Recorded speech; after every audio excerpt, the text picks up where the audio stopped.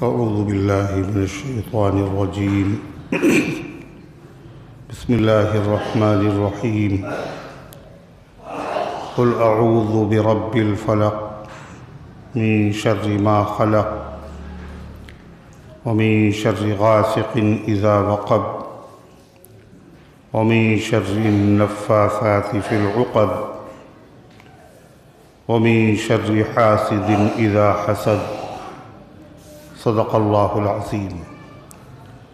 محترم حضرات، سامعین کرام، حاضرین مسجد، عزیزوں اور بزرگوں اور باوقار ماؤں اور بہنوں، یہ قرآن مقدس کی آخری دو سورت ہے، قل اعوذ برب الفلق، اور پھر اس کے بعد قل اعوذ برب الناس. اس کا نام فلق ہے اور یہ مدنیہ ہے. ہجرت کا واقعہ پیش آنے کے بعد اللہ کے حبیب جناب محمد رسول اللہ صلی اللہ علیہ وسلم کے قلب مبارک پر نازل ہوئی. اس میں 5 آیتیں ہیں اور 74 حرف ہیں. اس کی تلاوت کے سننے والے کو 74 نیکیاں اور تلاوت کرنے والے کو 740 نیکیاں اللہ اپنی رحمت سے مرحمت فرماتا ہے. قرآن پاک کی یہ دونوں صورتیں نہایت ہی عظیم الشان، جلیل القدر، رفیع المرتبہ ہیں، اور یہ اس امت کے لیے اللہ تعالیٰ کا ایک خاص انعام اور خصوصی تحفہ ہے. اور یہ اس موقع پر نازل ہوئی جب اللہ کے حبیب جناب محمد رسول اللہ صلی اللہ علیہ وسلم پر یہودیوں کی شرارت سے لبید ابن عاصم یہودی منافق نے ایک یہودی لڑکے سے جو آپ کی خدمت کرتا تھا، آپ کی مبارک بال اور مبارک کنگھے کے کچھ دانے حاصل کیے اور اس میں گرہے لگا کر کے ایک تانت میں سوئیاں چبھو کر کے جادو کر کے بیر زروان میں ایک پتھر کے نیچے دبا دیا، جس سے نبی کریم صلی اللہ علیہ وسلم کو 6 مہینے تک تکلیف میں مبتلا ہونا پڑا، اور 40 دن اس میں بڑے شدید تھے. اللہ کے رسول صلی اللہ علیہ وسلم کی اس تکلیف کو رفع کرنے کے لیے اللہ تعالیٰ نے قرآن کریم کی یہ دونوں مبارک صورتیں نازل فرمائیں. ان کو پڑھا گیا اور گرہوں کو کھولا گیا. اس کے ذریعے سے وہ جادو کا اثر ختم ہو گیا، اور آپ نے فرمایا ایسا لگ رہا تھا جیسے کسی چیز سے میں بندھا ہوا ہوں اور پھر مجھے کھول دیا گیا. تو جادو، بری نظر، ٹونے اور ٹوٹکے، حسد اور تمام مخلوق کی برائی اور آفات سے بچنے کے لیے یہ بڑا ہی مؤثر علاج ہے. اور یہ جادو اللہ کے نبی صلی اللہ علیہ وسلم پر نہ ہوتا، مگر یہ بھی اس لیے ہوا تاکہ امت یہ سمجھے کہ نبی نبی ہے اور خدا خدا ہے. نبی پر بھی اثرات ہو سکتے ہیں، بیماری بھی آ سکتی ہے، بخار بھی آ سکتا ہے، سر میں درد بھی ہو سکتا ہے، خون بھی نکل سکتا ہے. اسی طرح جادو کے اثرات بھی ہو سکتے ہیں، مگر ایسے اثرات نہیں ہو سکتے جس کی وجہ سے نبی کی نبوت کا جو کام ہے، جو نبی کی نبوت والا کام ہے، اس کام میں خلل پیدا ہو. یعنی تبلیغ میں، دین کی باتیں بتانے میں، نماز میں، قرآن کی قرأت کرنے میں، اللہ کا پیغام پہنچانے میں کوئی اثر انداز نہیں ہو سکتا.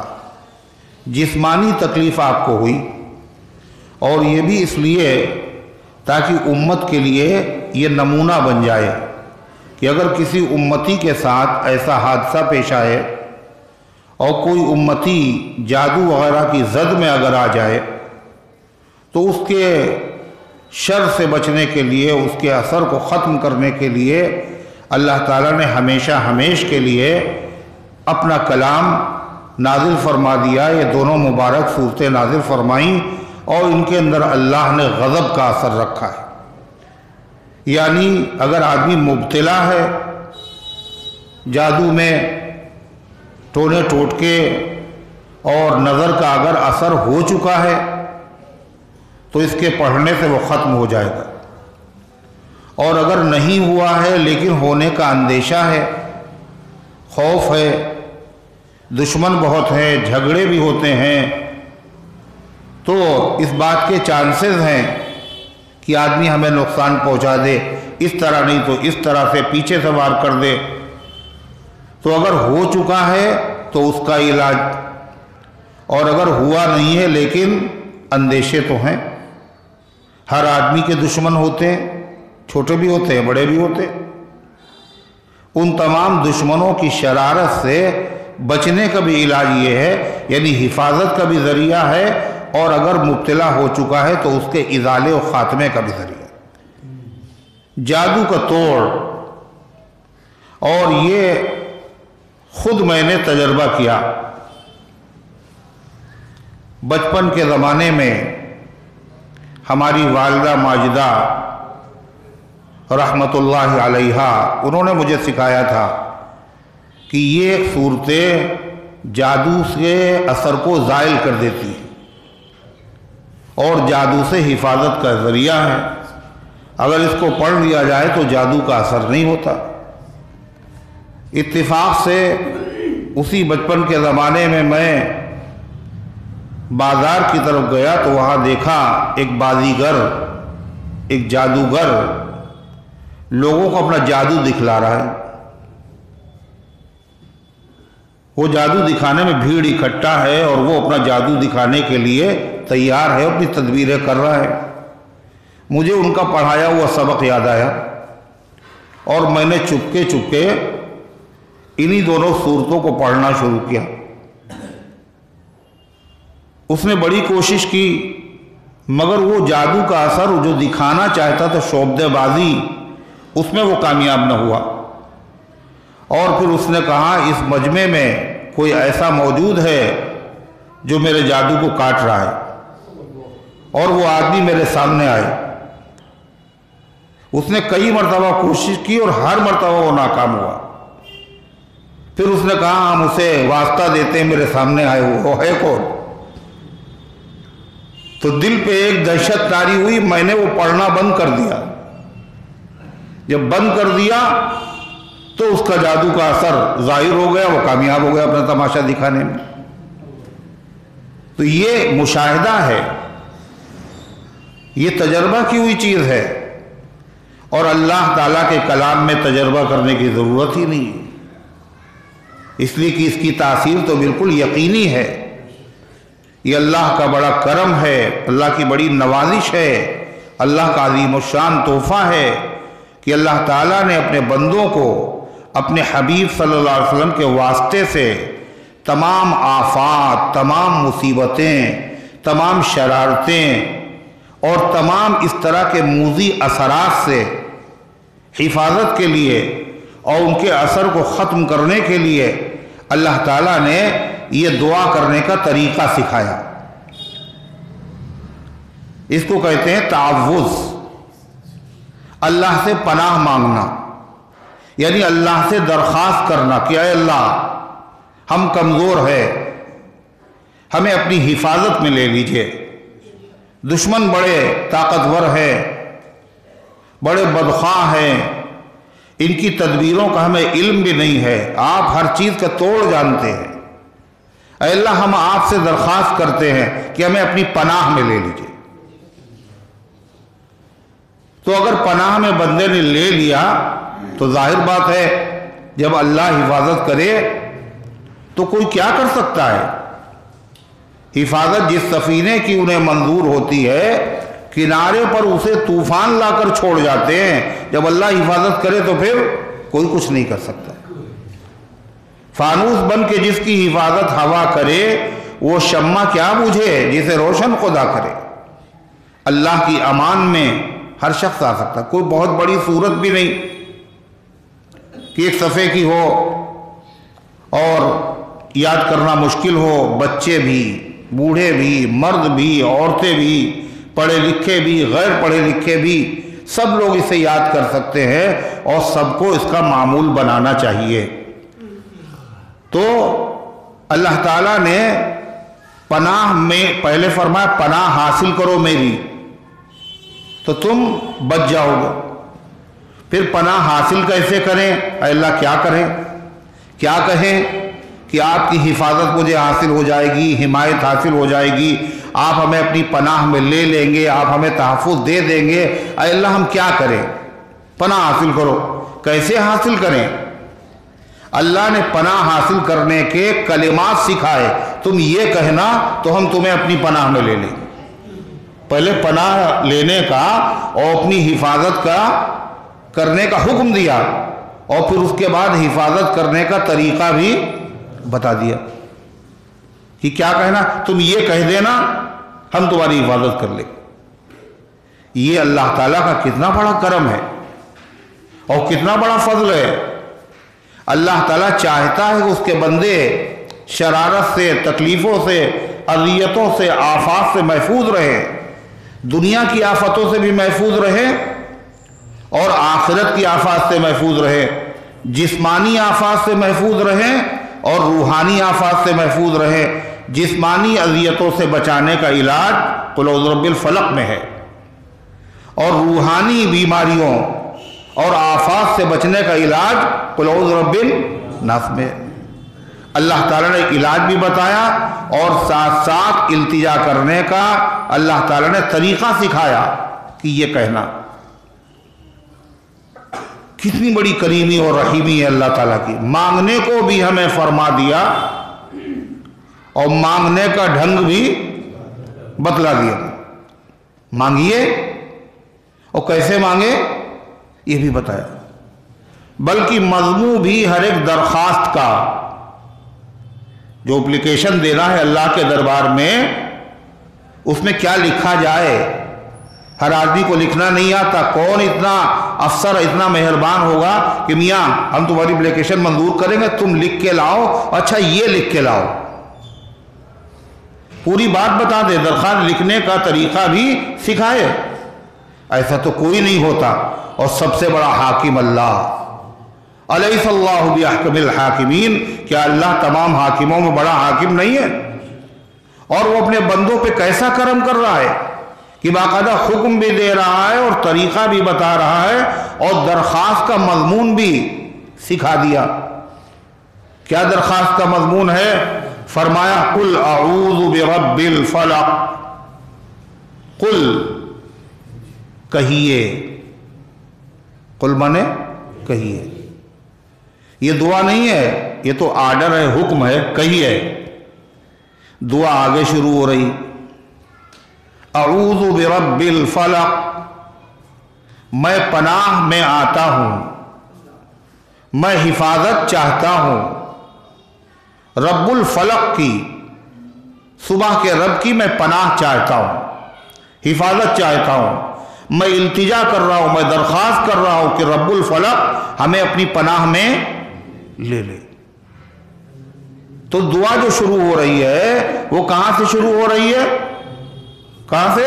اعوذ برب الفلق. اعوذ میں پناہ میں آتا ہوں. کس کی؟ رب الفلق، صبح کے رب کی.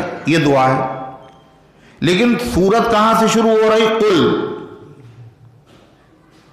قل دعا میں داخل نہیں ہے. دعا شروع ہو رہی ہے اعوذ سے اور قل سے سورت شروع ہو رہی. سورت شروع ہو رہی قل سے اور دعا شروع ہو رہی ہے اعوذ سے. لیکن خالی دعا نہیں پڑھنا ہے، صرف دعا نہیں پڑھنا ہے. اعوذ برب الفلق سے نہیں پڑھنا. کہاں سے پڑھنا ہے؟ قل اعوذ برب الفلق سے پڑھنا. یہ عجیب بات ہے کہ عام طور پر دنیا میں جب سیکھتے ہیں، سکھاتے ہیں، پڑھتے ہیں، پڑھاتے ہیں تو پڑھانے والا حکم دیتا ہے تو جو حکم ہے وہ مقصود نہیں ہوتا بلکہ جس چیز کا حکم دے رہا ہے وہ چیز مقصود ہوتی ہے۔ جیسے مثال کے طور پر کسی بچے کو پڑھانے کے لیے استاد نے بٹھایا اور اس سے کہا پڑھو بسم اللہ الرحمن الرحیم، تو بچہ کیا کرے گا؟ کیا کہے گا؟ یہ نہیں کہے گا پڑھو بسم اللہ الرحمن الرحیم، استاد سے کہے گا وہ؟ ارے کہے گا؟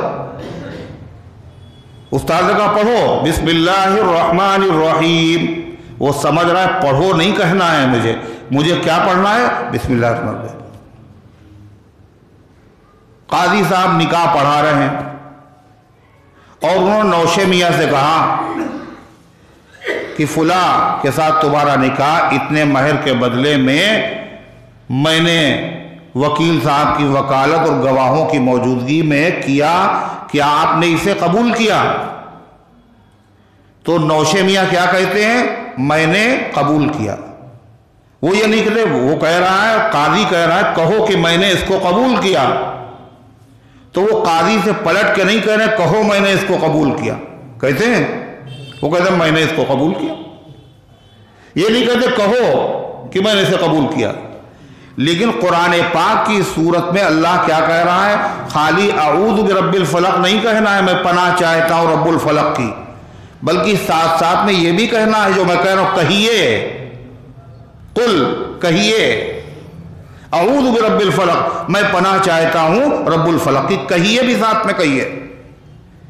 اسی لیے قرآن کریم کی ان صورتوں کو جن کے شروع میں یہ لفظ آیا ان کو کیا کہا جاتا؟ قل، چاروں قل پڑھ لیجئے، جو قل سے شروع ہو رہے ہیں اس میں قل بھی کہا جا رہا ہے، مگر یہ ہے عجیب و غریب بات۔ ارے ہے عجیب بات نہیں؟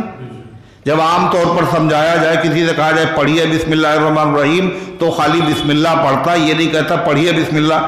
قرآن میں کیا کہا جا رہا ہے؟ پڑھیے اعوذ برب الفلق، لیکن ساتھ ساتھ یہ بھی کہیے، کیا صرف اعوذ برب الفلق نہیں کہنا، یہ بھی کہنا ہے قل اعوذ برب الفلق۔ تو یہ بات ذہن میں آنا چاہیے، سوال، یہ تو حکم ہے، اور جس چیز کا حکم دیا جاتا ہے وہ کہلوائی جاتی، حکم تھوڑی کہلایا جاتا ہے۔ یہ سوال سب سے پہلے ایک تابعی ہے حضرت زر ابن حبیش رضی اللہ عنہ رحمت اللہ علیہ، زر ابن حبیش، تو انہوں نے یہ سوال اپنے استاد، اپنے معلم صحابی رسول حضرت ابی ابن کعب رضی اللہ تعالیٰ عنہ سے کیا کہ قرآن پاک میں اللہ تعالیٰ فرما رہا قل اعوذ برب الفلق، تو اعوذ برب الفلق ہونا چاہیے، یہ قل کا کیوں ہے؟ اعوذ برب الفلق سے دعا ہے، دعا شروع کر دینا چاہیے ہے، یہ قل کی ضرورت کیا ہے؟ تو انہوں نے کیا جواب دیا؟ انہوں نے فرمایا میں گواہی دیتا ہوں کہ محمد صلی اللہ علیہ وسلم اللہ کے رسول ہے، اور رسول کہتے ہیں پیغامبر، پیغامبر کہتے ہیں پیغام پہنچانے والا، کسی نے پیغام کہلوایا ہے، تو جس سے پیغام کہلوایا جائے اس کی ذمہ داری کیا ہے؟ جتنا کہا گیا ہے اتنا ہی پہنچائے، نہ اس میں کمی کرے نہ اس میں نہ زیادتی کرے، اس کو کمی بیشی کرنے کا اختیار نہیں ہے۔ پیغامبر ہونے کا مطلب یہ جتنا کہلوایا ہے اتنا ہی کہیے۔ تو انہوں نے فرمایا کہ میں نے یہ سوال کیا تھا اللہ کے رسول صلی اللہ علیہ وسلم سے۔ صحابہ کا بڑا احسان ہے کہ انہوں نے جو ہمارے ذہن میں آج سوال پیدا ہو رہے ہیں انہوں نے 1400 سال پہلے نبی کریم صلی اللہ علیہ وسلم کے سامنے خود کر دیے، اور آپ نے وہ سوالوں کے جواب دے دیے۔ امت کے ذہن میں اگر سوال پیدا ہوتا تو یہ امت کس سے مسئلے کو حل کرتی؟ اس کے ذہن میں خلجان پیدا ہوتا، کیسے دور ہوتا؟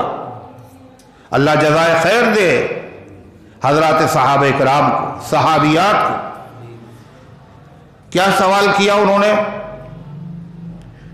حضرت عائشہ صدیقہ رضی اللہ عنہا کے سوالات اس طرح کے بہت سے ہیں۔ ان میں سے ایک سوال کون سا ہے حضرت عائشہ صدیقہ رضی اللہ عنہ کا؟ اے اللہ کے رسول، اللہ کے نبی صلی اللہ علیہ وسلم فرمایا اللہ تعالیٰ جو اللہ سے ملاقات پسند کرتا ہے اللہ بھی اس سے ملنا پسند کرتا ہے، اور جو اللہ سے ملنا پسند نہیں کرتا اللہ بھی اس سے ملنا پسند۔ ہم لوگوں نے سن لی حدیث، حضرت عائشہ صدیقہ نے بھی سنی، مگر فوراً سوال کیا، اللہ سے بندہ ملنا پسند کرتا ہے اور اللہ سے ملاقات کیسے ہوگی؟ بولو کیسے ہوگی؟ سر نہ ہلاؤ، بتاؤ کیسے ہوگی؟ اللہ سے ملاقات ہوگی کیسے ہوگی؟ کسی جہاز پہ بیٹھ کے جائیں گے؟ کہہ رہے نیت باندھنے میں ہو جائے گی۔ اللہ کا دیدار، جنت میں داخلہ، یہ کیسے ہوگا؟ پہلے مرے گا آدمی جبھی ہوگا دیدار۔ موسیٰ علیہ السلام نے کہا اے اللہ اگر زندگی ہوتی اور موت نہ ہوتی تو کتنا مزہ آتا۔ اللہ تعالیٰ نے فرمایا کہ موسیٰ اگر زندگی ہوتی اور موت نہ ہوتی تو مجھ سے ملاقات کیسے ہوتی؟ الموت جسر یوصل الحبیب الی الحبیب، موت ایک پل ہے جو ایک چاہنے والے کو اپنے محبوب تک پہنچا دیتا ہے۔ اس پل سے تو گزرنا ہے، اسی لیے موت کو کیا کہا گیا؟ الموت تحفۃ المومن، موت مومن کے لیے کیا ہے؟ تحفہ ہے، گفٹ ہے۔ اور گفٹ کیا ہوتا ہے؟ گفٹ قبول کرنا، تحفہ لینا اچھا لگتا خراب؟ اچھا لگتا۔ اور مرنا یہ کس کو اچھا لگتا ہے؟ یہ تو کسی کو نہیں اچھا لگتا۔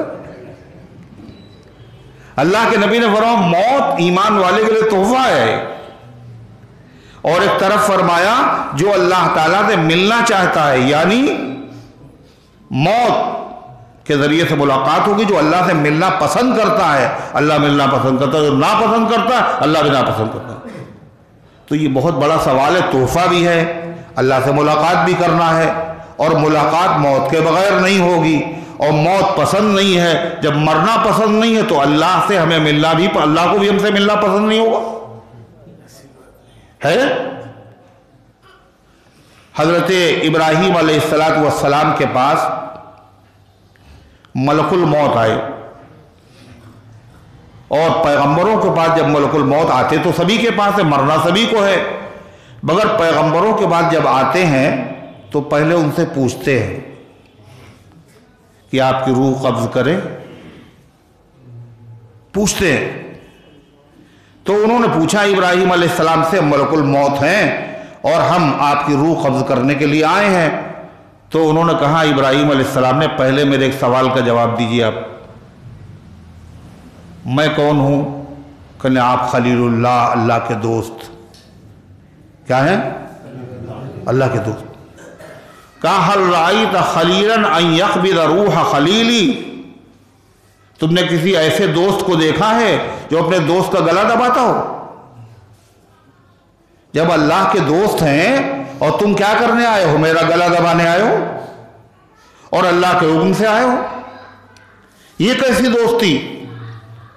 ہل رأیت خلیلا ان یقبض روح خلیلی، کہ تم نے کسی ایسے دوست کو بھی دیکھا ہے جو اپنے دوست ہی کو ختم کر دے؟ ملک الموت ان کے پاس کہاں اس کا جواب؟ وہ اللہ کی جناب میں۔ اللہ تعالیٰ نے فرمایا جاؤ میرے خلیل سے جا کے تم سوال کرو، سوال کا جواب سوال۔ ہل رأیت خلیلا یکرہ من لقاء خلیلی، کہ تم نے کوئی ایسا دوست بھی دنیا میں دیکھا ہے جو دوست سے ملنا نہ چاہتا ہو؟ جو دوست سے ملنا نہ چاہتا ہو؟ ابراہیم علیہ السلام نے فرمایا ٹھیک ہے میں ملاقات کرنا چاہتا ہوں۔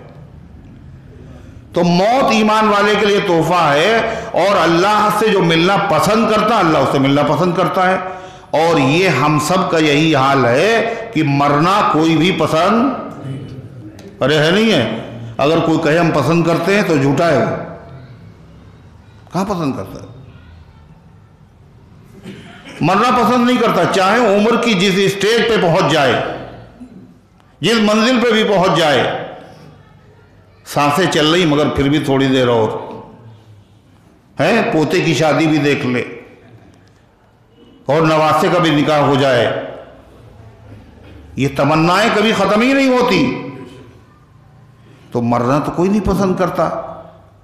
ये सवाल हम सब के जहन में आएगा जब भी ये हदीस सुनेंगे, मगर इस सवाल का हल कैसे हुआ? सबसे पहले ये सवाल उम्मुल मोमिनीन हजरत आयशा सिद्दीक़ा ताहिरा रज़ी अल्लाह ताला अन्हा ने अर्ज़ किया, सुनते ही, ऐ अल्लाह के रसूल, मरने को तो कोई हम में से पसंद नहीं करता। पसंद भी दो तरह की हैं, पसंद दो तरह की। एक होती तबाई पसंद, क्या होती है? इधर एक होती है कैसी? तबई पसंद, तबीयत पसंद है, यानी तबीयत चाहती है। एक होती अकली पसंद। अकली पसंद का मतलब तबीयत तो नहीं चाहती मगर अकल कहती है मियाँ कर लो यही। नहीं समझ में आई बात? कड़वी दवा है, तबीयत उसको पीना पसंद करती है मगर अकल पसंद करती है। इलाज यही है, नहीं पियोगे तो फिर मरने के लिए तैयार रहो, पी लो। ऑपरेशन क्या है?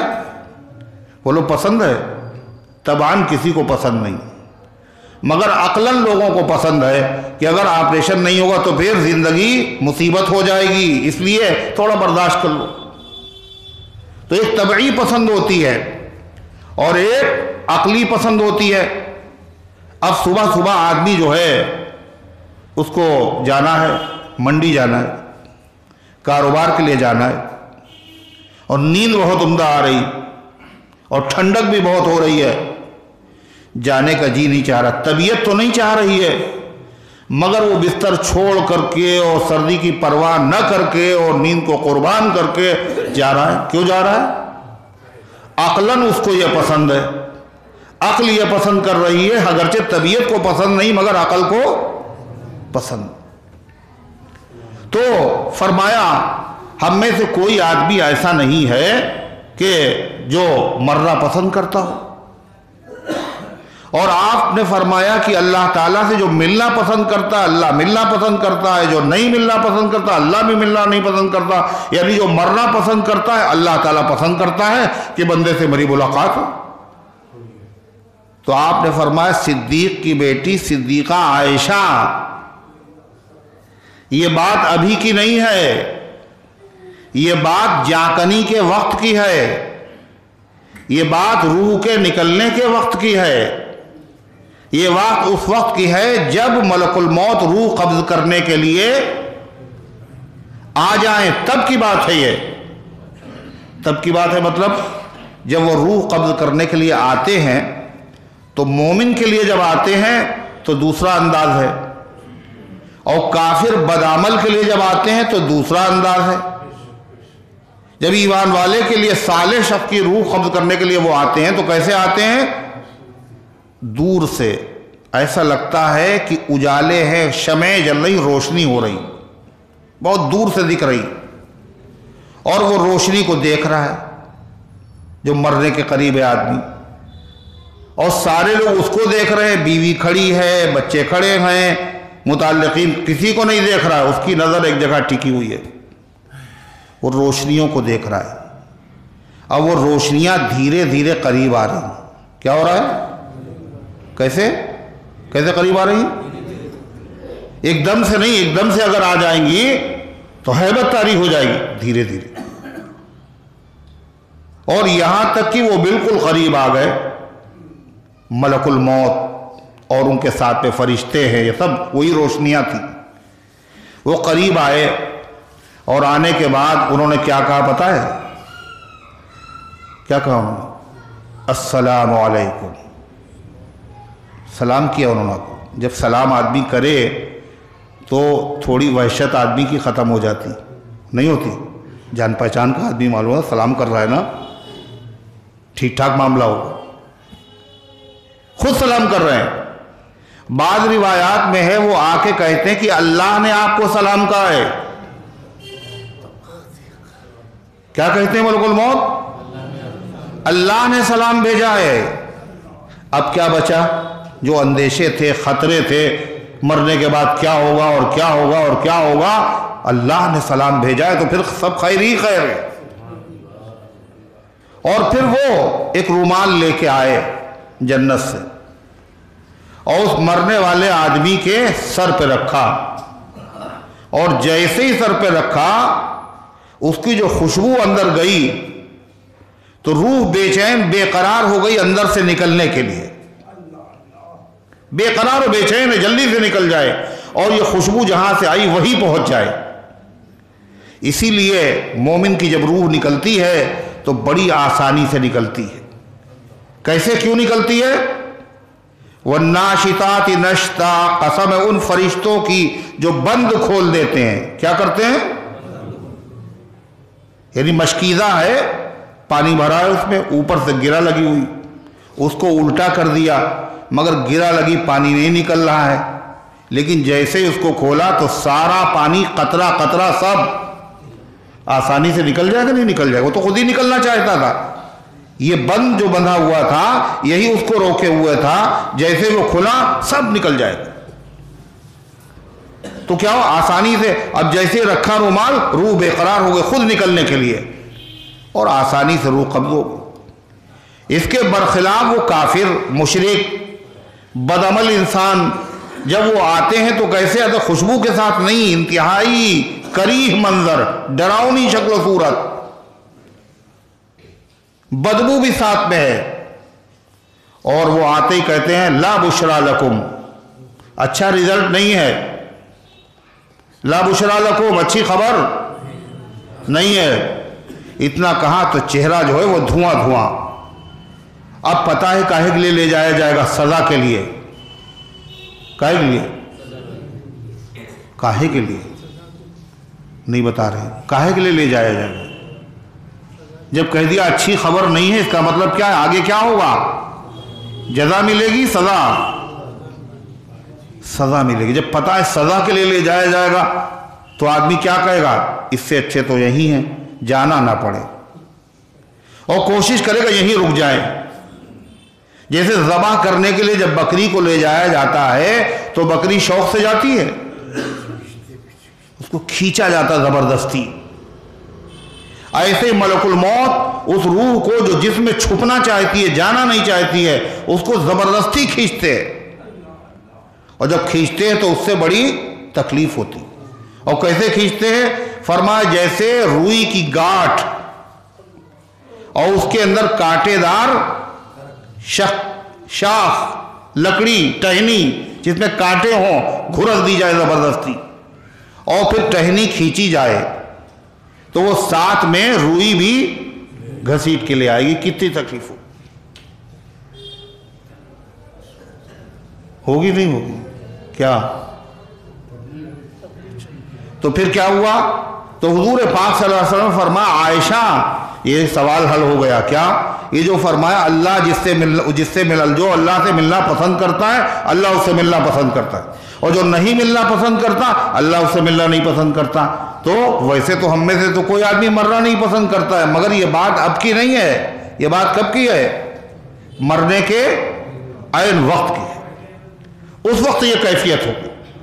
تو اسی طریقے سے حضرت عائشہ صدیقہ رضی اللہ عنہا نے بہت سارے سوالات کیے ہیں، اور ان کے سوالات کی برکت سے امت کو بہت سارے مسائل معلوم ہوئے ہیں۔ ان کا امت کے اوپر بڑا احسان ہے۔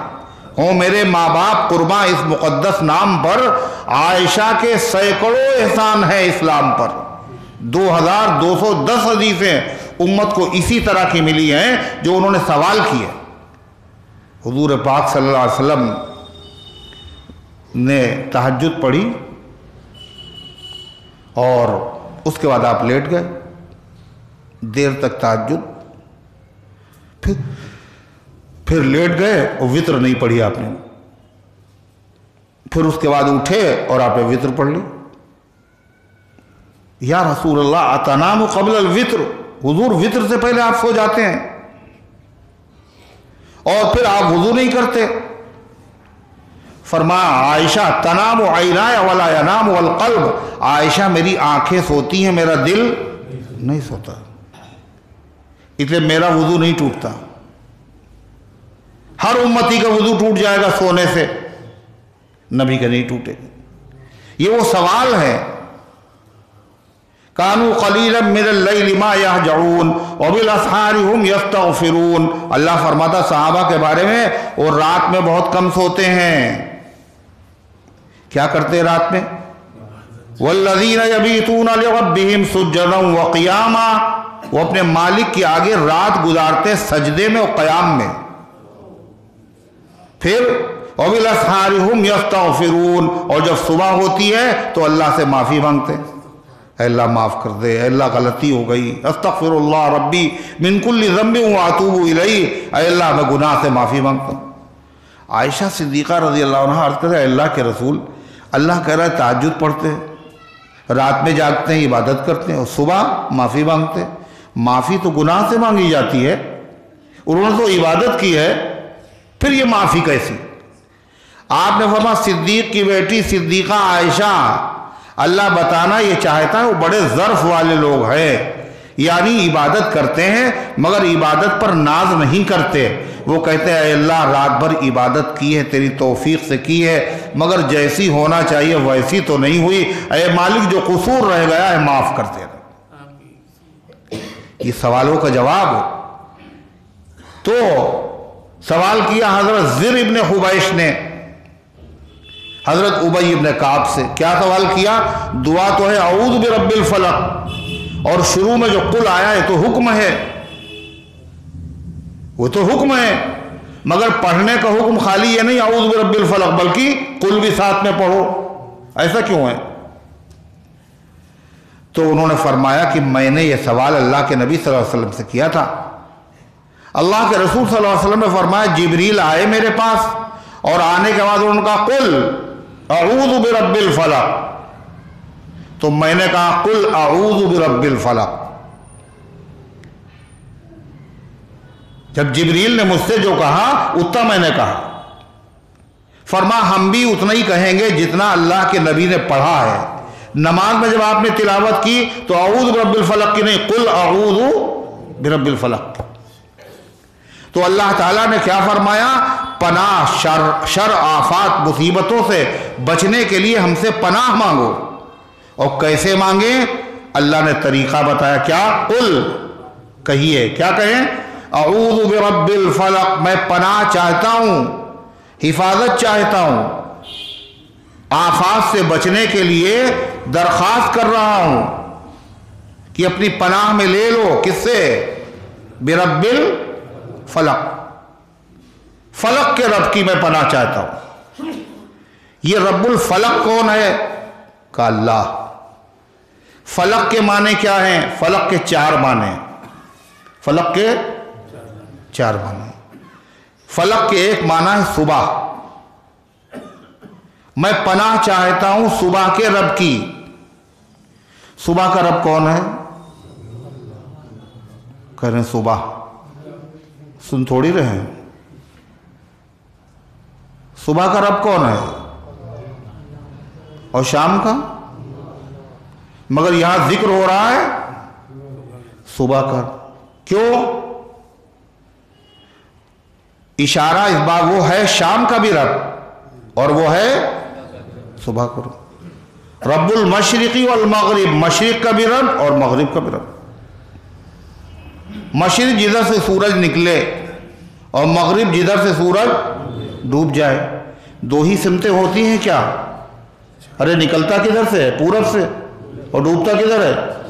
بس ادھر ادھر کا اللہ مالک ہے اور ادھر ادھر کا نہیں مالک ہے. کیا سمتیں تو 4 ہے، مشرق مغرب شمال جنوب، اتر دکھن پورب پچھم. مگر یہاں ذکر ہے رب المشرقی والمغرب. یقیناً وہ مشرق کا بھی رب ہے اور مغرب کا بھی رب ہے، شمال کا بھی رب ہے، جنوب کا بھی رب ہے. اسی طریقے سے وہ شام کا بھی رب ہے، صبح کا بھی رب ہے. لیکن یہ صبح کا رب لا کے بتانا ہے. صبح میں کیا ہوتا ہے؟ اندھیرا ہوتا ہے رات میں اور بالکل کچھ دکھائی نہیں دیتا، اور پوری دنیا مل کر کے اس اندھیرے کو ختم کرنا چاہے تو ختم نہیں کر سکتی ہے. وہ اللہ ہی کی ذات ہے جو اندھیرے کو ختم کر کے ایک دم سے اجالا برآمد کر دیتا ہے۔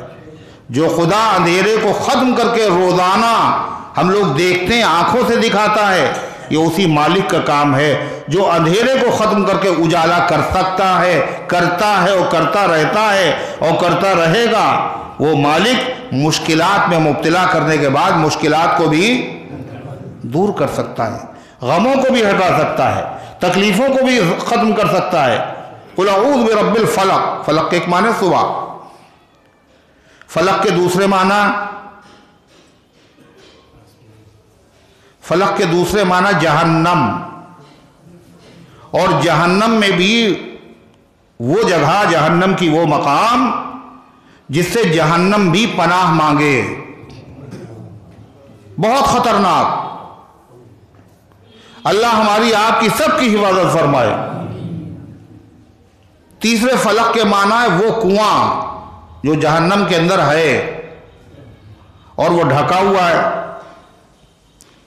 جب اس کا وہ ڈھکن کھلے گا تو سارے جہنمی چیخ پڑیں گے۔ اس کی حرارت اور گرمی اور ہیٹ سے جہنمی جو خود جہنم میں جل رہے تھے وہاں ٹھنڈک نہیں تھی، اس کی مزید ہیٹ سے سب چیخنے لگے گے۔ فلق کے ایک معنی ہے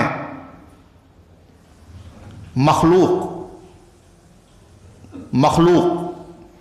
فلق صبح، فلق جہنم کا ایک طبقہ، جہنم کا طبقہ، اور فلق وہ کنواں جہنم کا، اور فلق وہ معنی مخلوق معنی جس کو پیدا کیا گیا۔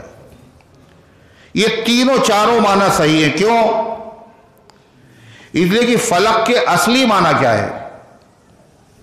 فلق کے اصلی معنی ہے کسی چیز کا پھٹ کر باہر آ جانا، کسی چیز کو پھاڑ کر کے باہر آ جانا۔ جیسے دانہ جب پھٹتا ہے تو اس سے کیا ہوتا ہے؟ پودا نکلتا ہے۔ جتنے بھی درخت ہیں ان سب کے بیج زمین میں ڈالے جاتے ہیں اور وہ پھٹتے ہیں، پھر ان سے پودے اگتے ہیں۔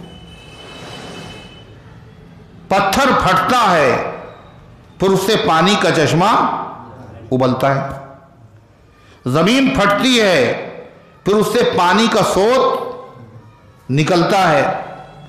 آسمان پھٹتا ہے پھر وہاں سے بادل پھٹتا ہے، وہاں سے بارش ہوتی ہے۔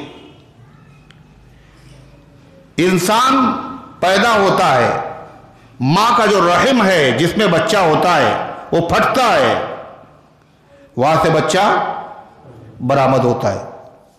فلق کے معنی ہے پھٹنے کے بعد کسی چیز کا باہر نکلنا، یعنی جو چیز موجود نہیں تھی پھر موجود ہو گئی۔ تو کوئی چیز ایسی بتائیے، جتنی بھی چیزیں ہیں وہ سب کی سب پہلے نہیں تھی اور بعد ہی میں تو پیدا ہوئی، تو یقیناً ان کا پیدا کرنے والا ایک ہی ہے۔ وہ کون ہے؟ اللہ۔ اور یہ ساری کی ساری چیزیں کیا ہیں؟ پیدا کی ہوئی ہیں۔ صبح پہلے نہیں تھی، بعد میں ہوئی، اللہ نے پیدا کی۔ جہنم پہلے نہیں تھی، اللہ نے پیدا کی۔ جہنم کا وہ کنواں پہلے نہیں تھا، اللہ نے اسے پیدا کیا۔ مخلوق، آسمان اور زمین اور کائنات اور فرشتے، جتنی چیزیں اللہ کے علاوہ ہیں یہ سب پہلے نہیں تھی اور یہ سب پیدا ہوئی ہیں۔ یہ آسمان اور زمین پہلے کیا تھا؟ دھواں، اور پھر کیا ہے؟ یہ پھٹا اور اللہ نے آسمان بنایا اور زمین بنائی۔ غرضے کی ساری کائنات، ہر چیز جو پیدا ہوئی ہے وہ فلق ہے، پھٹ کے پیدا ہوئی، اور پیدا ہوئی ہے اس لیے ہر چیز مخلوق ہے۔ رب الفلق کا مطلب کیا ہو گیا؟ مخلوق کا رب۔ کہو میں پناہ چاہتا ہوں، میں حفاظت چاہتا ہوں، کس کی؟ مخلوق کے رب کی۔ کس کے رب کی؟ مخلوق کے رب کی۔ اور اللہ کے علاوہ جتنے ہیں ان سب کے وہ سب مخلوق ہیں، اور سب کا رب کون ہے؟ اللہ۔ اللہ نے اس سے بتا دیا میاں پناہ مانگ رہے ہو، پناہ مانگنے کے لیے 3 چیزوں کی ضرورت ہے. کتنی؟ 3 چیزیں. ایک پناہ مانگنے والا، ایک کون؟ وہ دیکھیے بڑی مشکل ہے. ایسے مت بیٹھو جب ہی نیند آ رہی ہے، ٹھیک سے بیٹھو جیسے سب لوگ بیٹھے ہو. اتحیات میں جیسے بیٹھے ویسے بیٹھو. تو پناہ مانگنے والا، حفاظت کی درخواست کرنے والا، حفاظت چاہنے والا. ایک وہ جس سے پناہ مانگی جائے، جس سے پناہ مانگی جائے، مستعاذ لہو. اور ایک وہ جس چیز سے پناہ مانگی جائے.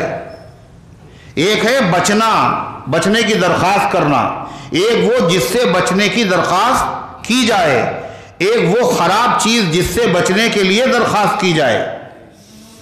3 چیزیں ہوئی. تو پناہ مانگنے والا کون ہے؟ بندے. قل اعوذ برب الفلق، کہو میں پناہ چاہتا ہوں. اور جس سے پناہ مانگی جائے وہ کون ہے؟ رب الفلق یعنی اللہ. اور جس چیز سے پناہ مانگی جائے وہ آگے من شر ما خلق، تمام مخلوق کی برائی سے. تو یہاں پر فلق لا کر کے یہ بتا دیا اللہ تعالیٰ نے، دیکھو غلطی نہ کرنا، تمہیں پناہ کی ضرورت ہے. بیماریوں سے، آفتوں سے، مصیبتوں سے، بلاؤں سے بچنے کی ضرورت ہے. تو غلط نمبر ڈائل نہ کرنا، غلط نمبر ڈائل نہ کرنا، کسی اور سے پناہ نہ مانگنا. پناہ تمہیں کہیں نہیں مل سکتی. مصیبتوں اور آلام سے اور تمام مخلوقات کی، چھوٹی بڑی، انسان جن، ہر ایک کی شرارت سے تمہیں کوئی نہیں بچا سکتا. بچانے والی ذات صرف اللہ کی ہے. مخلوق کی پناہ نہ لینا، مخلوق کی پناہ لینا یہ حقیقت میں غلط نمبر ڈائل کرنا ہے. اور پہلے لوگ مخلوق کی پناہ لیتے تھے جب اندھیرا تھا، مگر جب اجالا ہو گیا اب بھی کچھ لوگ ایسے ہیں جو مخلوق کی پناہ لیتے ہیں. قرآن میں ذکر ہے اِنَّهُ كَانَ رِجَالٌ مِّنَ الْإِنسِ يَعُوذُونَ بِرِجَالٍ مِّنَ الْجِنِّ فَزَادُوهُمْ رَهَقًا. جن کہہ رہے ہیں، خود جنوں کا بیان ہے. انسانوں میں سے بہت سے لوگ جنوں سے پناہ مانگا کرتے تھے. انسانوں نے جنوں سے جب پناہ مانگی تو جن سمجھے ہم بہت بڑے ہیں، لہذا انہوں نے ان کا دماغ خراب کر دیا. کس نے خراب کر دیا؟ انسانوں نے. کس کا دماغ خراب کر دیا؟ جنوں کا. کیسے خراب کر دیا؟ پناہ مانگ کر کے ہم بڑے ہیں، خناس سوار ہو گیا ان کا. یہ سب ہم سے ڈرتے ہیں. معلوم ہے ان سے جتنا ڈرا جائے گا اتنا ہی یہ ڈرائیں گے. ڈریں گے جتنا یہ کمبخت اتنا ہی ڈرائیں گے، اور سروں پر عورتوں کے بھوت بن کر بیٹھ جائیں گے. کیا ہوتا تھا جب آدمی سفر کرتا تھا اور کسی علاقے میں جاتا تھا تو اس علاقے کے لوگ جانتے ہیں نہیں یہاں کا بدماش کون ہے، اس ایریا کا دادا کون ہے، کون نقصان پہنچا سکتا ہے، اس لیے ڈرتا ہے، لوگوں سے پوچھتا ہے کیا کرے کہیں نقصان نہ پہنچ جائے. تو اس لیے لوگ کیا کرتے تھے، جب کہیں قیام کرتے تھے، قافلے رکتے تھے، تو کہتے تھے اعوذ بسید ھذا الوادی من الجن. اس علاقے، اس ایریے کے سردار جن کی میں پناہ چاہتا ہوں. جب وہ یہ کہہ دیتا تھا تو جو جن ان میں سے بڑا ہوتا تھا وہ اس کی حفاظت کرتا تھا، وہ اس کی حفاظت کرتا تھا. جو چھوٹے چھوٹے تھے، ظاہر ہے وہ چودھری ہے، سب چھوٹے چھوٹے ہیں، ان کو منع کر رہے تو مان جاتے تھے. جنوں سے لوگ پناہ مانگتے تھے. رافع ابن عمیر فرماتے ہیں کہ میں اسی طریقے سے زمانے جاہلیت اور دستور کے مطابق میں گزر رہا تھا اور رات ہو گئی. میں نے وہاں کہا اعوذ بسید ھذا الوادی من الجن، میں اس علاقے کے جن سردار کی پناہ چاہتا ہوں. یہ میں نے کہا. کہنے اس کے بعد میں سو گیا اور میں نے دیکھا خواب میں ایک آدمی آیا اور نیزہ اس کے ہاتھ میں اور میری اونٹنی کے قریب لے کے جا رہا ہے اس کو ذبح کرنے کے لیے. اور میری آنکھ کھل گئی. میں نے دیکھا اونٹنی تو موجود ہے مگر نیزہ لیے وہ کوئی آدمی نہیں دکھا. دائیں دیکھا بائیں دیکھا کچھ نظر نہیں آیا. کہا میں سو گیا. تھوڑی دیر بعد پھر دیکھا خواب میں, آنکھ لگی, وہ جوان بڑی تیزی سے بڑھ رہا ہے, اونٹنی کو ذبح کر دے گا. آنکھ کھلی تو دیکھا کچھ نہیں, مگر اونٹنی جو تھی وہ کپکپا رہی تھی. پھر سو گئے. پھر تھوڑی دیر کے بعد یہی دیکھا منظر. آنکھ کھلی تو دیکھا واقعی ایک نوجوان ایک نیزہ لیے ہوئے ہے اور اونٹنی کی طرف بڑھ رہا ہے. ایک بوڑھا آدمی آیا, اس نے ان نوجوان کا ہاتھ پکڑ لیا اور کہا کہ ہم تمہیں اسے قتل نہیں کرنے دیں گے. اتنی دیر میں 3 خرگوش نظر آئے. اس نے کہا ان کا شکار کر لو, اس کو چھوڑ دو. وہ چلا گیا, خرگوش کے شکار کر لیا, اس نے چھوڑ دیا. جب وہ چلا گیا تو اس بوڑھے نے کہا میاں وہ زمانہ لد گیا, اب وہ دن ہوا ہوئے کہ پسینہ گلاب تھا. جب خلیل خواہ فاختہ اڑایا کرتے تھے وہ دن چلے گئے. اب جنوں کا زمانہ ختم. اب جنوں کی پناہ نہ مانگا کرو. اب پتہ ہے تمہیں اللہ کے آخری پیغمبر آ چکے ہیں اور وہ پیغام سنا رہے ہیں کہ پناہ دینے والی ذات صرف اللہ کی ہے اور وہ مدینے میں ہیں. کہتے ہیں کہ آنکھ کھلنے کے بعد باقاعدہ میں نے سواری کے اوپر کجاوا کسا اور سیدھے مدینے پہنچا. حضور پاک صلی اللہ علیہ وسلم مسجد میں تشریف فرماتے ہیں. باہر میں نے اونٹنی کو باندھا اور جیسے ہی میں صحابہ کے درمیان پہنچا آپ تشریف فرماتے ہیں. آپ نے بغیر مجھ سے پوچھے ہوئے پورا واقعہ بتا دیا کہ تمہارے ساتھ یہ واقعہ پیش آیا. بلا یا رسول اللہ. اور فرماتے میں نے اسلام قبول کر لیا, میں نے اسلام قبول کر لیا. وہ زمانے جاہلیت میں جنوں سے پناہ مانگتے تھے, آج مسلمان ہونے کے بعد, قرآن والا ہونے کے بعد کتنے مسلمان ایسے ہیں جن کے گھروں میں طاق بنے ہوئے ہیں اور ہر جمعرات کو اس طاق میں باقاعدہ مٹھائی کا ڈبہ کیا کیا جاتا ہے کچھ پتہ ہی نہیں آپ کو. مٹھائی آئے, کھٹائی آئے, کیا کیا جاتا ہے آپ کو دیا جاتا ہے نا ہر جمعرات کو. تو طاق میں رکھ دیا جاتا ہے. ہار پھول سب اس طاق کے اوپر جو ہے وہ چڑھائے جاتے ہیں اور لوگ کہتے ہیں جن بابا ہمیں چھوڑ دو, پریشان نہ کرنا. باقاعدہ ایک مسجد ہے جنات والی مسجد. وہاں کیا ہو رہا ہے؟ سب جنوں کی خوشامد, اور وہ دکھتے تو ہیں نہیں, وہی آ کے پریشان کرتے ہیں اور بعد میں پھر عقیدے خراب کرتے. چلے گئے وہاں, ہٹ گئے, کہا دیکھے فائدہ ہو گیا, اور پھر آ کے پریشان کرتے ہیں. اللہ قرآن کی اس آیت میں بتا رہا ہے خالی قل اعوذ بالفلق پڑھنا نہیں ہے بلکہ اپنا عقیدہ بھی صحیح کرنا ہے. میں پناہ چاہتا ہوں, میں حفاظت چاہتا ہوں, میں تحفظ چاہتا ہوں, میں پناہ میں آنا چاہتا ہوں. کس کی؟ رب الفلق کی, مخلوق کے رب کی. اس لیے کہ کوئی بھی مخلوق آدمی کو مصیبتوں سے, بلاؤں سے بچا نہیں سکتی, چاہے جتنی طاقتور ہو. اس لیے جتنی بھی مخلوق ہیں, ہر مخلوق کیا ہے؟ محتاج.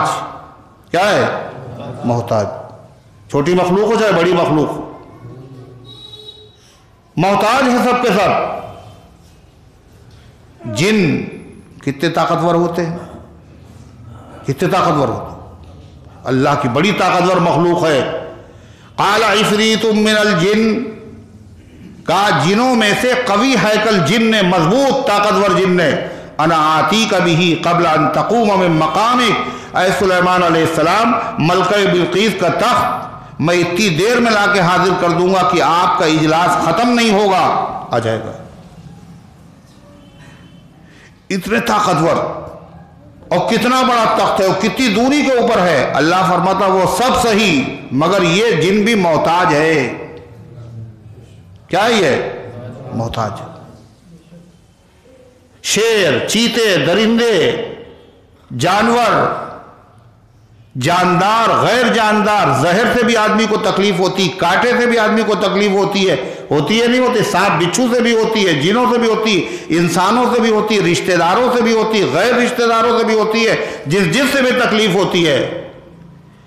ان میں سے کوئی نہیں بچا سکتا، بچانے والی ذات صرف اللہ کی ہے، اس لیے کہ یہ سب کے سب محتاج ہیں، اور بچا وہی سکتا ہے جو کسی کا محتاج نہ ہو۔ اور وہ کون ہے؟ وہ کون ہے؟ جس کے سب محتاج اور وہ کسی کا محتاج نہیں۔ کہ اس صورت سے پہلے ایک جو صورت آئی ہے، اس صورت میں اس کا تعارف کرایا گیا۔ کیا کہا گیا تھا؟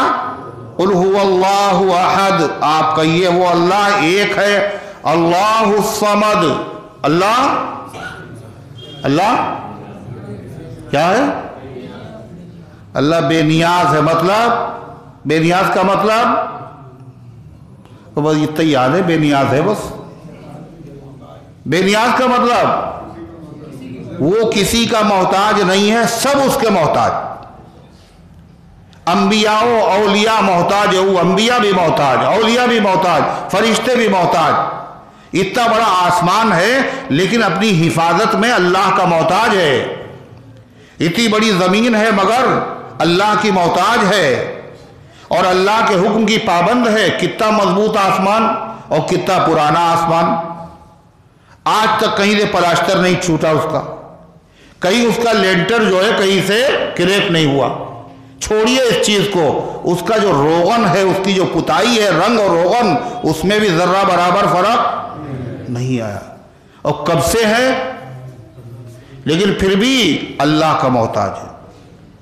جب اللہ چاہے گا تو بالکل توڑ پھوڑ کے اس کو برابر کر دے گا۔ اذا السماء انشقت، جب آسمان پھٹ جائے گا۔ کیوں پھٹے گا؟ کمزور ہے۔ واذنت لربها وحقت، اپنے رب کا حکم مان لے گا، اور اسے اپنے رب کا حکم ماننا چاہیے۔ وَإِذَا الْأَرْضُ مُدَّتْ، اور جب زمین کو کھینچ کر بڑا کر دیا جائے گا۔ وَأَلْقَتْ مَا فِيهَا وَتَخَلَّتْ، اور زمین کے اندر جتنی چیزیں ہیں، دفینے، خزینے، مردے، ان سب کو نکال کے باہر پھینک دے گی، اور زمین بالکل خالی ہو جائے گی۔ ایسا کیوں ہوگا؟ وَأَذْنَتْ لِرَبِّهَا وَحُقَّتْ، اپنے مالک کا کہنا مان لے گی، اور اس کو مان لینا ہی چاہیے۔ غرضے کی سب محتاج ہے۔ اللہ کی مخلوق میں عظمت والی جو مخلوق ہے، عظمت والی جو مخلوق ہے، ان میں سب سے بڑی ذات کس کی ہے؟ سب سے باعظمت بولو۔ اللہ کی مخلوق کی بات کر رہے ہیں، پہلے سوال دیکھو سمجھو پھر جواب۔ اللہ کی جو مخلوق ہے، اللہ نے جن جن کو پیدا کیا ہے، ان میں سب سے عظمت والی ذات اگر کوئی ہو سکتی ہے اور ہے، وہ کس کی ذات ہے؟ جناب محمد رسول اللہ صلی اللہ علیہ وسلم کی ذات ہے یا نہیں؟ اسی لیے لوگ کیا کرتے ہیں، چھوٹے لوگوں کو خدا کی خدائی میں نہیں شریک کرتے ہیں۔ کس کو شریک کرتے ہیں؟ جو سب سے بڑا ہو۔ اور سب سے بڑا کون ہے؟ اللہ کے بعد سب سے بڑا کون؟ اللہ کے نبی ہیں۔ اسی لیے لوگوں نے کیا کیا، اللہ تعالیٰ کے ساتھ نبی کو شریک کر لیا۔ کیسے شریک کر لیا؟ کل اللہ اس کا رسول چاہے گا تو کل یہ کام ہم کر دیں گے تمہارا۔ کون چاہے گا؟ اللہ اس کا رسول چاہے گا تو یہ کام کر دیں گے۔ اس لیے کہ رسول سب سے بڑے ہیں نا، سب سے بڑے ہیں نا، محبت بھی ہے، عقیدت بھی ہے، عظمت بھی ہے، اور کسی کو نہیں۔ اللہ اس کا رسول چاہے گا تو کل یہ کام کر دے گا۔ اللہ کے ساتھ شریک کر دیا حضور پاک صلی اللہ علیہ وسلم، یہ توحید کے خلاف، یہ شرک ہے۔ خود نبی کریم صلی اللہ علیہ وسلم کے دربار میں ایک صحابی نے یہی لفظ کہا، انشاءاللہ و انشیت یا رسول اللہ، اگر اللہ نے چاہا اور آپ نے چاہا ہے اللہ کے رسول۔ آپ نے فوراً منع فرمایا، قل انشاءاللہ فقط، صرف یہ کہو کہ اللہ نے چاہا۔ وما تشاؤون الا ان یشاء اللہ، تم سب کے سب کچھ نہیں چاہ سکتے اللہ کی چاہت کے بغیر۔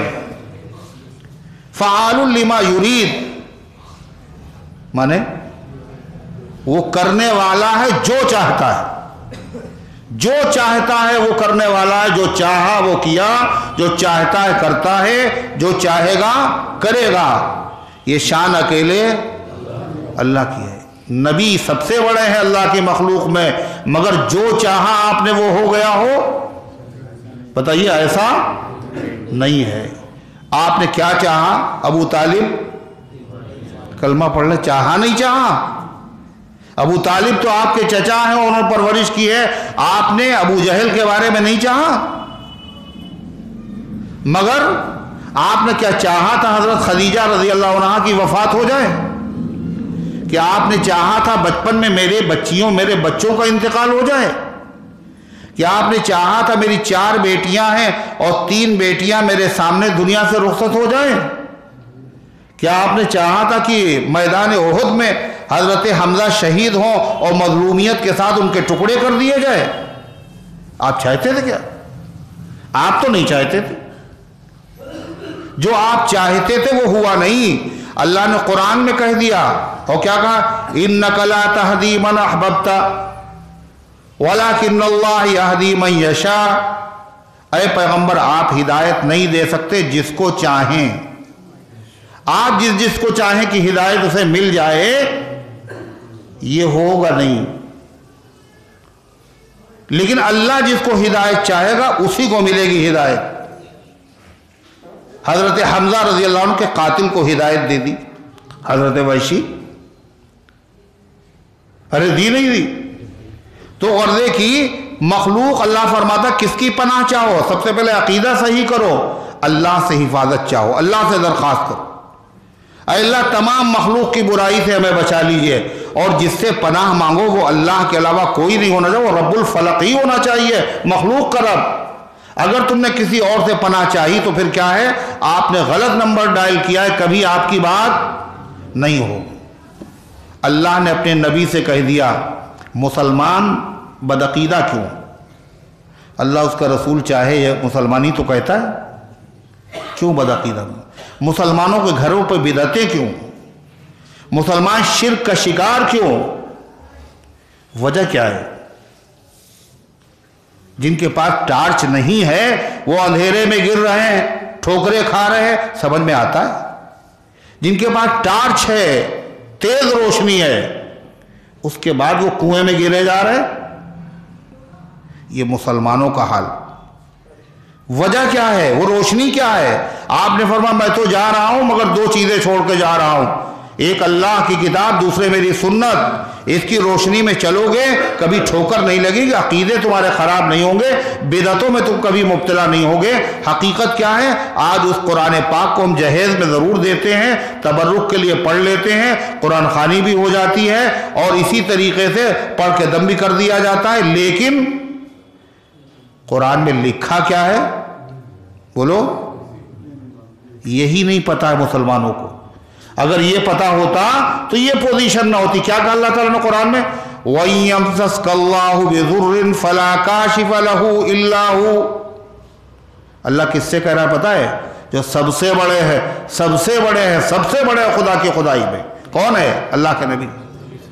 وَإِن اللَّهُ، اور اگر اللہ آپ کو مبتلا کر دے، بِضُرٍّ، کسی پریشانی میں، کسی اذیت میں، کسی تکلیف میں، کسی مصیبت میں اگر اللہ آپ کو مبتلا کر دے، فلا کاشف لہ، اس مصیبت کو دور کرنے والا، پریشانی کو ختم کرنے والا اور مشکل کو حل کرنے والا کوئی بھی نہیں ہے الا ہو، سوائے اللہ۔ مشکل کشا کون؟ اللہ۔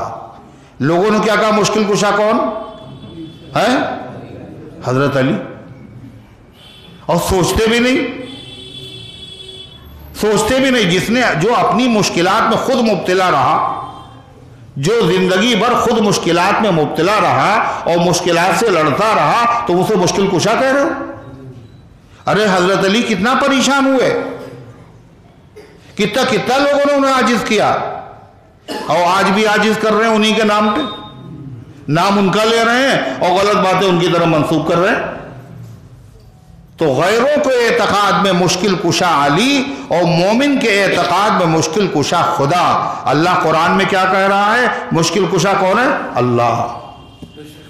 जिस दिन फंसेगा तू किसी मुश्किल में बेवकूफ़, उस दिन पता चलेगा कि मुश्किल कुशा है कौन।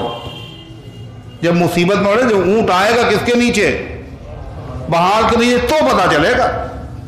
तो अल्लाह ताला ने बताया, देखो सबसे अज़मत वाली ज़ात मोहम्मद रसूलुल्लाह सल्लल्लाहु अलैहि वसल्लम की है, मगर आप भी अपने आप को बलाओं से, मुसीबतों से महफूज नहीं कर सके, और आपके ऊपर लबीद इब्न आसम मुनाफिक ने अपनी बेटियों के ज़रिए से जादू, बोलो, कराया नहीं कराया?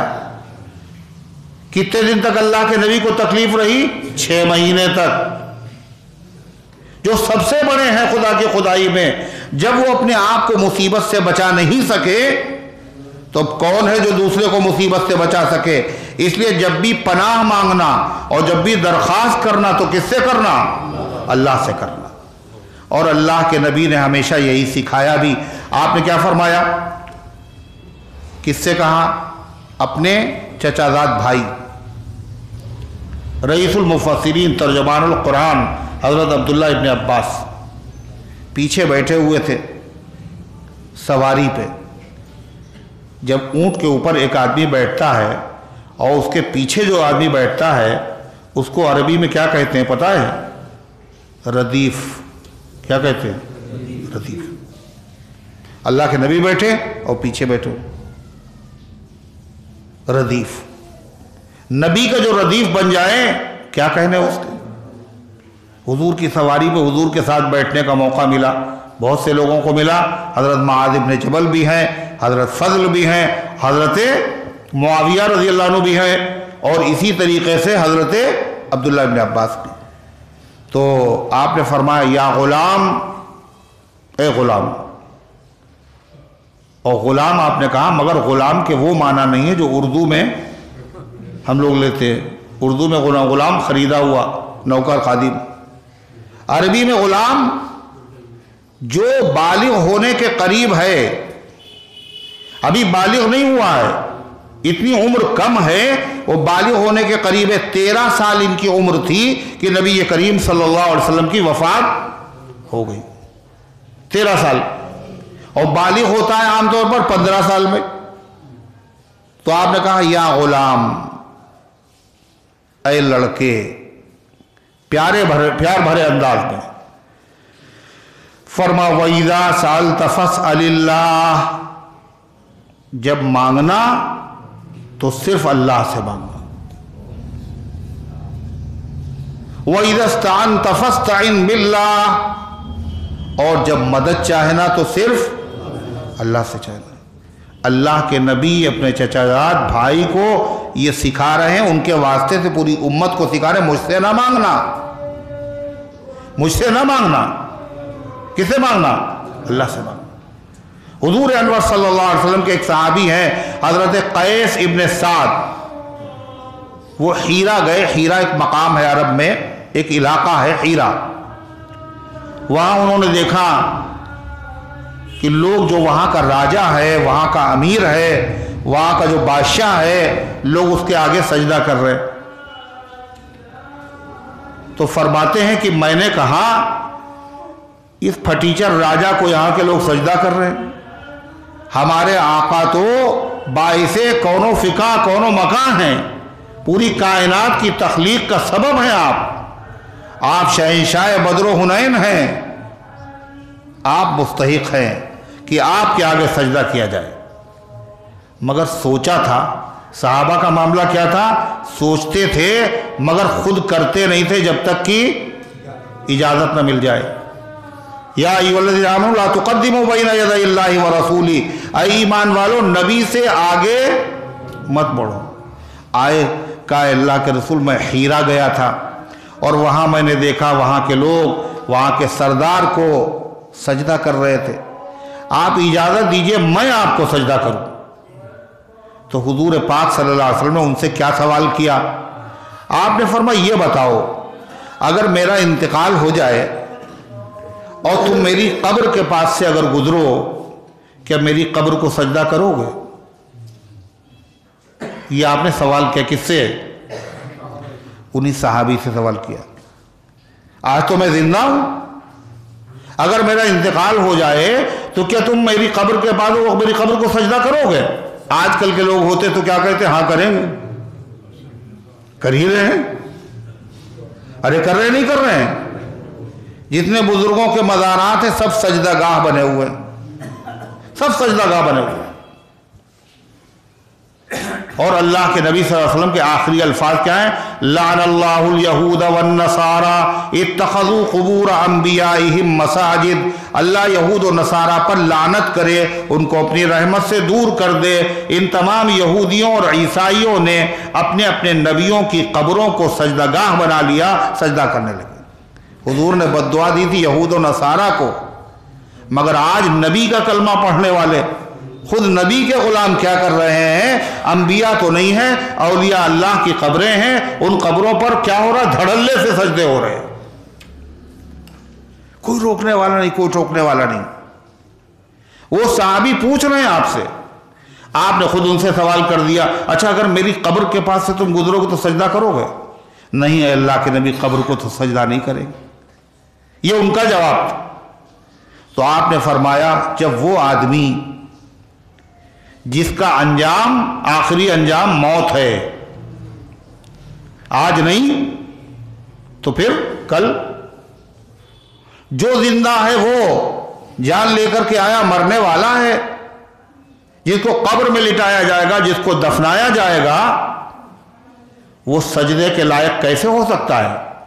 جب وہ زندگی میں نہیں تھا سجدے کے لائق تو مرنے کے بعد سجدے کے لائق ہو جائے گا؟ کیسے کیسے لوگ ہیں، زندگی میں نہیں کرتے تھے سجدہ، جب مر گئے تو اب قبروں پر سجدہ کر رہے ہیں۔ یعنی انتہا، پہلے تو کچھ تھوڑا بہت اختیار تو تھا، کم سے کم کھا لیتے تھے، پی لیتے تھے، کہیں آ جا لیتے تھے، بزرگ لوگ تھے نا، دعوت میں بھی چلے جاتے تھے۔ اب تو قبر ہی میں لیٹے، نہ کہیں آ سکتے ہیں نہ جا سکتے، بالکل مجبور اور بے بس ہیں۔ جب زندہ تھے تب سجدہ نہیں کیا، جب مر گئے تو اب سجدہ کر رہے ہیں۔ اس کو کیا کہا جائے؟ مجبوری سے فائدہ اٹھا رہے ہیں۔ اگر زندہ ہوتے تو کیا کرتے وہ؟ اگر واقعی وہ سچے بزرگ ہوتے، اللہ کے ولی ہوتے، تو کوئی ولی ایسا نہیں ہو سکتا جو سجدہ کرتے ہوئے دیکھے اور پھر منع نہ کرے، روکے نہیں۔ اور سیدھی سی بات ہے، بالکل سیدھی بات ہے، اس میں کوئی اختلاف نہیں، دیوبندی اور بریلی اور اہل حدیث اور یہاں اور وہاں، کچھ نہیں۔ ہر مسلمان کی نظر میں اللہ کے بعد سب سے اونچا مقام اور مرتبہ کس کا ہے؟ جناب محمد۔ ارے ہے نہیں، اس میں کسی کا اختلاف نہیں، پوری امت متفق ہے۔ جب سب سے اونچا مرتبہ آپ کا ہے اور آپ اپنی زندگی میں اپنے آگے سجدہ کرنے کی اجازت نہیں دیتے، اور مرنے کے بعد بھی آپ سجدہ کرنے کی اجازت نہیں دیتے، اب جتنے بھی بڑے دنیا میں ہیں وہ سب چھوٹے ہیں۔ اگر وہ بڑے بنے ہیں تو کیسے بڑے بنے ہیں؟ محمد رسول اللہ صلی اللہ علیہ وسلم کی غلامی کی وجہ سے بنے ہیں۔ تو جب ان غلاموں کے جو سب سے بڑے آقا ہیں، جب ان کے لیے سجدہ جائز نہیں تھا، تو ان غلاموں کی قبروں پر یا ان کے مزاروں پر یا ان کے درباروں میں سجدہ کیسے جائز ہو سکتا ہے؟ تو اللہ تعالیٰ نے قرآن پاک کی صورت میں تعلیم دی ہے، کہے دی شر سے بچنے کی، آفات سے بچنے کی، ٹونے اور ٹوٹکے سے بچنے کی، جادو سے بچنے کی۔ اگر ہو گیا ہے تو اس کو پڑھنے سے ختم ہو جائے گا، اور اگر نہیں ہوا ہے، اندیشے تو ہیں، خطرے تو ہیں، کیا معلوم کب کوئی کیا کر دے، کس کی پیشانی پہ کیا لکھا ہوا ہے، پتہ نہیں ہے ہم لوگوں کو۔ یہ حضرت شیخ سعدی کہتے ہیں اگر ہم لوگوں کو دل کا حال معلوم ہو جاتا تو ایک آدمی دوسرے کے برابر بیٹھنا بھی، اس کے دل میں کیا چل رہا ہے، ہم تو اسے اپنا سمجھتے تھے، مگر یہ کیا کر رہا ہے کوئی نہیں جانتا، لیکن اللہ سب کو جانتا ہے اور سب کی طاقت کو بھی جانتا ہے، اور سب اسی کے محتاج ہیں۔ ہر نفع ہر نقصان سب اللہ کے قبضے میں ہے، اس کی مرضی کے بغیر نہ کبھی کچھ ہوا اور نہ کچھ ہوتا ہے اور نہ کچھ ہوگا۔ لہذا اللہ تعالیٰ نے کیا فرمایا؟ پناہ چاہنا مجھی سے، جب تم ہماری حفاظت میں آ جاؤ گے تو ہر چیز سے ہم تمہیں بچا لیں گے۔ اگر مبتلا ہو گئے تو پریشانی دور ہو جائے گی، اگر مبتلا نہیں ہوئے تو پریشانی میں مبتلا ہونے سے ہم تمہیں بچا لیں گے، کرنا کیا، کتنے پیسے خرچ ہوں گے، کتنا زعفران لگے گا بتائیے، کتنا لمبا دھاگا لا کے لانا پڑے گا، مشک لگے گا، زعفران لگے گا، پیسے خرچ ہوں گے، کہنے بڑا ڈینجر معاملہ ہے، اس پہ اتنا خرچہ آئے گا، ہے یہی تو ہو رہا ہے۔ حضرت مولانا صدیق صاحب رحمۃ اللہ علیہ فرماتے تھے ان کے چکر میں نہ پڑو، ان عاملوں کے چکر میں یہ تمہیں لوٹ لیں گے، نہیں ضرورت ہے کسی کی۔ اللہ نے اپنے بندوں پہ بڑا کرم فرمایا، ہر بندے کو اللہ تعالیٰ نے طریقہ سکھا دیا اپنی حفاظت کا، اپنے تحفظ کا، اور اس سے اچھا کوئی طریقہ ہو ہی نہیں سکتا۔ کیا طریقہ ہے؟ قل اعوذ برب الفلق اور قل اعوذ برب الناس۔ کیا کرنا ہے؟ ویسے تو روزانہ آدمی پڑھ کے دم کرے، جو سنت حضور پاک صلی اللہ علیہ وسلم کی، ہاتھ پہ 3 مرتبہ پڑھ لیا، 3 مرتبہ، اور دم کر کے پہلے سر پہ، پھر چہرے پہ، پھر آگے جسم کے اوپر جہاں جہاں ہاتھ پہنچے۔ دوسرا طریقہ، پانی، 1 گلاس پانی لیا، 7 مرتبہ الحمد شریف، 1 مرتبہ قل اعوذ برب الفلق، 1 مرتبہ قل اعوذ برب الناس، بس پڑھ کے پی لیا۔ چاہے جیسا سفلی ہو، اور چاہے جیسا جادو ہو، اور چاہے جیسا ٹونا ٹوٹکا ہو، پورے اعتقاد اور یقین کے ساتھ، یقیناً وہ ختم ہو کے رہے گا، اس کا وجود باقی نہیں رہے گا۔ اللہ کے کلام میں بڑا پاور ہے، بڑی طاقت ہے۔ تو کیا فرمایا، کیا کہو گے؟ قل اعوذ برب الفلق، کہیے میں پناہ چاہتا ہوں، میں حفاظت کی درخواست کرتا ہوں، کس سے؟ رب الفلق، صبح کے رب سے، مخلوق کے رب سے، یعنی جو مخلوق کا رب ہے وہی پناہ دے سکتا ہے، وہی حفاظت کر سکتا ہے، وہی مشکلات سے بچا سکتا ہے۔ کوئی بھی مخلوق حفاظت نہیں کر سکتی، چاہے وہ چھوٹی ہو چاہے بڑی ہو، چاہے نبی ہو چاہے ولی ہو۔ خود جناب محمد رسول اللہ صلی اللہ علیہ وسلم جب شکار ہو گئے، جب مبتلا ہو گئے، جادو کے اثر میں جب مبتلا ہو گئے، تو اللہ تعالیٰ نے قرآن پاک کی یہی صورت نازل فرمائی۔ اگر نبی پاک کے پاس یہ پاور ہوتا تو نبی خود جادو کا شکار ہی نہ ہوتے، اس لیے فرمایا اس کو پڑھو۔ پھر کس سے پناہ مانگنا ہے؟ من شر ما خلق، اللہ کاہے سے پناہ مانگے؟ کہو میں پناہ چاہتا ہوں، کس کی؟ رب الفلق، مخلوق کے رب کی پناہ چاہتا ہوں۔ کس کس چیز سے حفاظت چاہتے ہو؟ کس کس چیز سے حفاظت؟ اے اللہ سانپ سے بچا لیجئے، اے اللہ بچھو سے بچا لیجئے، اے اللہ ٹونے سے بچا لیجئے، اے اللہ ٹوٹکے سے بچا لیجئے، اے اللہ بری نگاہ سے بچا لیجئے، اے اللہ یہ میرا بھائی شرارت کر رہا، حسد کر رہا، اس سے بچا لیجئے، اے اللہ فلاں آدمی ہے جو جن ہے اس سے بچا لیجئے۔ نام لیتے رہیے، آپ کو پتہ بھی نہیں ہے آپ کے دشمن کتنے ہیں، کتنی لمبی دعا ہوگی۔ اللہ نے مختصر لفظوں میں سکھا دیا، کیا کہنا ہے تمہیں؟ من شر ما خلق، بچا لیے، میں پناہ چاہتا ہوں رب الفلق، خدا مخلوق کے رب کی، من شر ما خلق، ان تمام مخلوقات کی برائی سے، ان تمام چیزوں کی برائی سے، تکلیف سے، اذیتوں سے، آفات سے، جن کو پیدا کیا۔ کس نے پیدا کیا؟ اللہ نے پیدا کیا۔ اب اللہ نے جن کو پیدا کیا ان سے کوئی باہر نہیں جا سکتا، سب اسی میں آ گئے۔ سب سے اللہ سب کی تکلیفوں سے، شرارتوں سے ہمیں بچا لیجئے۔ اللہ نے جن کو پیدا کیا ہے، کیا جن کو اللہ نے پیدا کیا ہر مخلوق میں شرارت ہوتی ہے کیا؟ کیا ہر مخلوق میں برائی ہوتی ہے؟ اللہ نے اتنی مخلوق پیدا کی ہیں کہ مخلوقات کے برائی سے بچائیے، شر سے بچائیے۔ کیا اللہ تعالیٰ نے جو مخلوقات پیدا کی ہیں کیا ہر مخلوق میں برائی ہے؟ ایسا تو نہیں ہے۔ 3 طرح کی مخلوق ہے، ایک میں برائی ہے ہی نہیں، صرف ایک میں برائی ہی برائی ہے، اور ایک جس میں برائی بھی ہے اور بھلائی بھی ہے۔ کس سے بچا لیے؟ کیسے بچا لیے؟ شر کسے کہتے ہیں؟ شر سے مراد کیا ہے؟ اس چھوٹی سی صورت میں عقائد کا تحفظ، آفات کا تحفظ، اللہ تعالیٰ نے کیا کیا اس کے اندر بھر دیا ہے اپنے بندوں کی رہنمائی کے لیے۔